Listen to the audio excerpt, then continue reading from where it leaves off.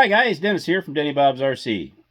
I finally have got back around to, after 2 years of putting it in a box and giving up, I kind of ran out of projects to work on, so I'm kind of revisiting some of them that I never finished.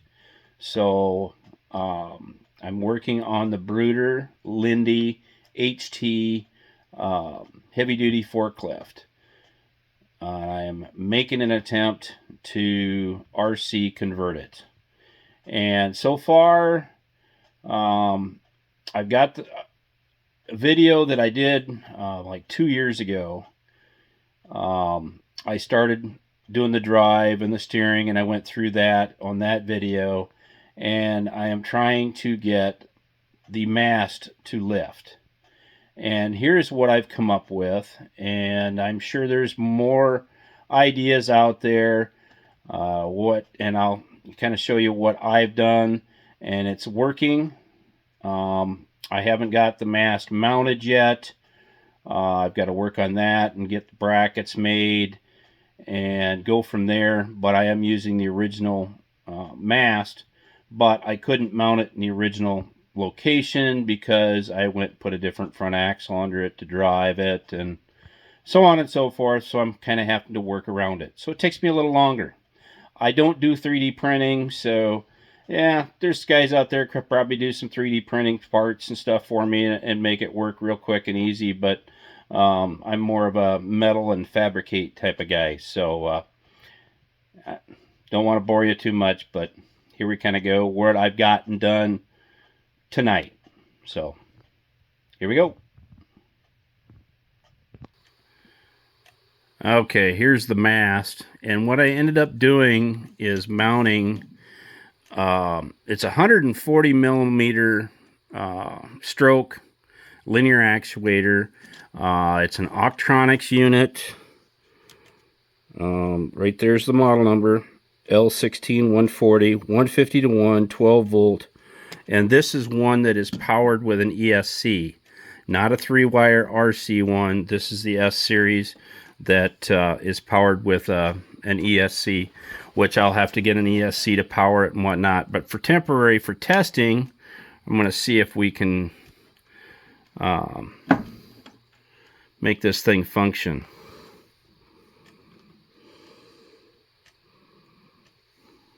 I'm going to get my camera stand. Just hang on. Sometimes it's just difficult to hold wires and do things. I'm just doing this for testing anyway. But let's see what we got. And I'm just running it right to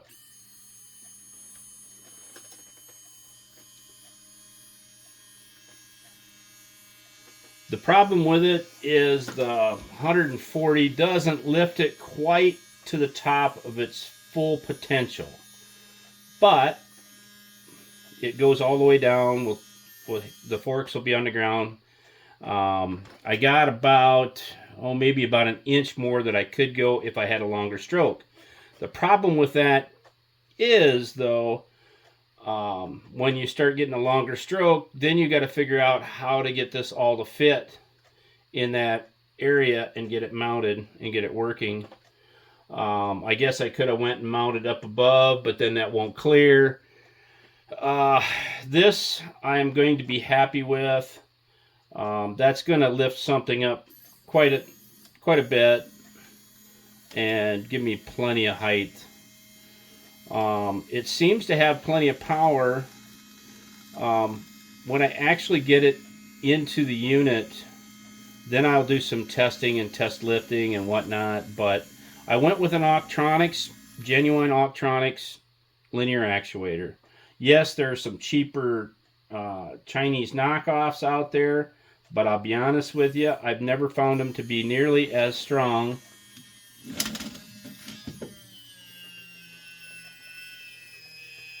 Oh, come on. Oh yeah, she's still going. I'm pretty sure it's going to easily lift 10 pounds, if not more. We'll see how it works. But, you know, I'm still keeping with the plastic forks. So there's another limitation. I mean, you only got so much stuff that you can do when you're working with plastic. You can reinforce things a little bit.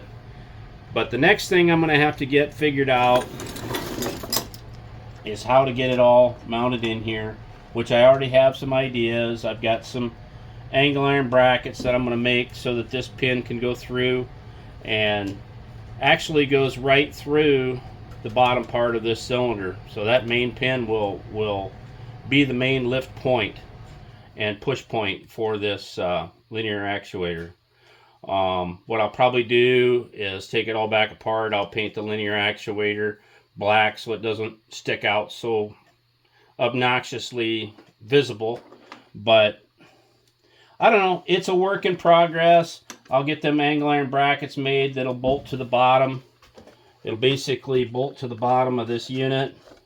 Be bolting to the bottom of these axle bolts. So that'll be the main lift point. I'm not too worried about having a big stiff frame under it because your main lift is going to be right on the axle, and I'm going to be using that as support. But I ended up in the earlier videos, I had this set up with regular Tamiya rims and tires. I decided to change. These are a little bit taller and they were rubbing a little bit on the fenders, so I went with the Lasso. I may go and revisit this and get some of the solid rubber JHR tires that are the same exact dimension as these. That way I won't have any, well, I think these will probably be fine. I've got them. The only other thing I'm going to do yet is I've got these wide tires back here. I'm going to probably go and put the original another set of these on the back. The wide ones get a little bit close in rubbing when the steering, when I want it to steer all the way. Go a little bit narrower, give me a little more clearance, and these are just slightly shorter than these, and it'll be what I want to call proportional. Something I'm going to be happy with. Now, I don't know if in real life, if this model forklift is an all-wheel drive. I'm not going to do that. It's going to be front-wheel drive, and I'm going to be happy with that. But I did go with the RC Mart extra, what are they called? Oh, I can't remember. Anyway, they're the white Bud wheels, the steel beadlock wheels. And I'm going to take and change these tires out, put another set of these on the back. And they'll be a little bit slightly narrow because they want to say these are 28s or 30s.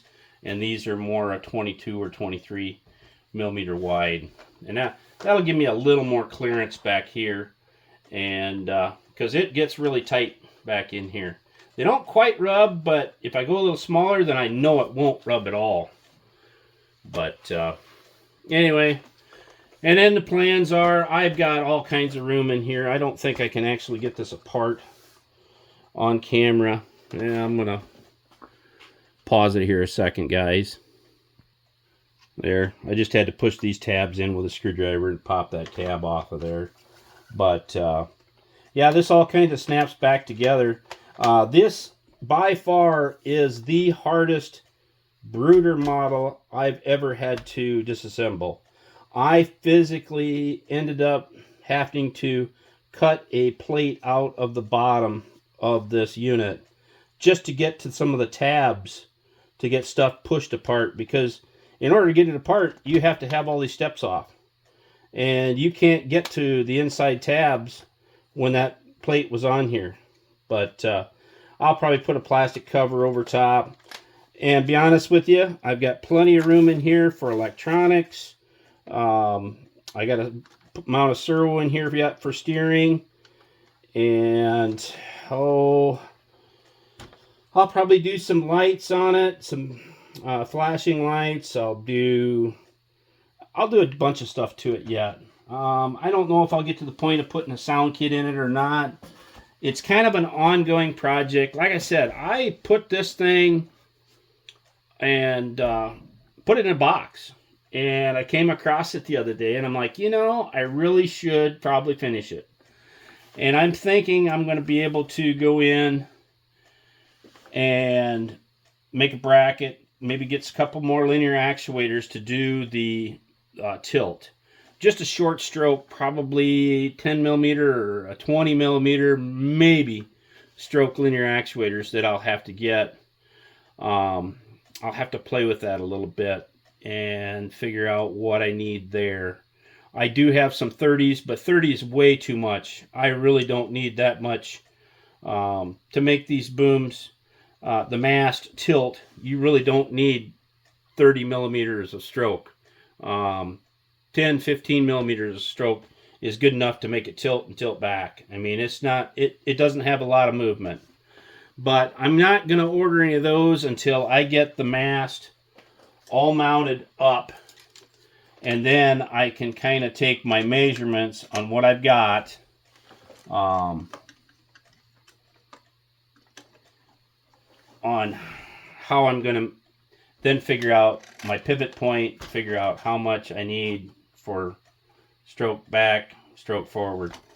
And then it'll probably be kind of a sit and wait until I get the actuators that I need. But the stock Bruder toy uses these heavy nylon ropes. The only thing I worry about with that down the line is wearing into the plastic. You know, when you're doing a lot of heavy loads and whatnot, and it's going to be some wear there.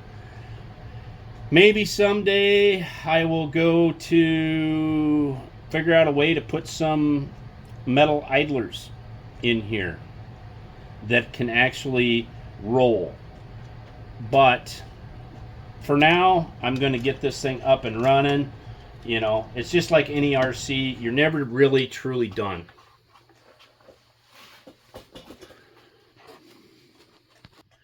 But anyway, kind of bringing you guys along for the ride and kind of show you what I'm doing.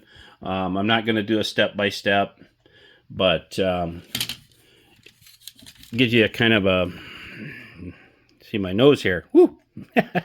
But yeah, it's just, that's a 3 millimeter pin going through a 3 to 4 millimeter bushing, which fits nicely into that Octronics linear actuator. And then I actually used one of the factory brackets that comes with the linear actuator to bolt it up solid there. And I changed out the end because there's an eyelet end and then there's a threaded end that threads into the end. And then I used that 6 millimeter nut to hold that on, and just some M3s. I had to make this special angle iron bracket so it kind of supports on both sides and the bolts roll through it. I've thought about, I'm going to see what it might take to maybe make a solid piece to go in there as a spacer to maybe stiffen that up. We'll see. I'm just getting the general idea of it and concept put together. It's an ongoing, yeah, like I said, the last video was 2 years ago that I did on this. And I know a lot of guys, you know, were excited about me doing it at the time. And I think there's another model builder. I don't know if he's from Germany or Europe somewhere. The problem is, I can't understand what he's saying the whole time he's talking. So I have no idea what he's trying to tell me. And there's nothing more irritating than trying to translate a foreign language sometimes when I speak English. Not very well sometimes, but hey. But anyway, you guys have to let me know what you think about my progress so far. I know I've got another video here on the original stuff when I was working on it, so I'm not going to recap all that. But we'll get some brackets made and get that figured out, get the geometry figured out for the tilt, figure out what I'm going to need for a stroke for front and back, and hopefully it's not 2 more years before I get to the next step. So anyway, catch you guys later.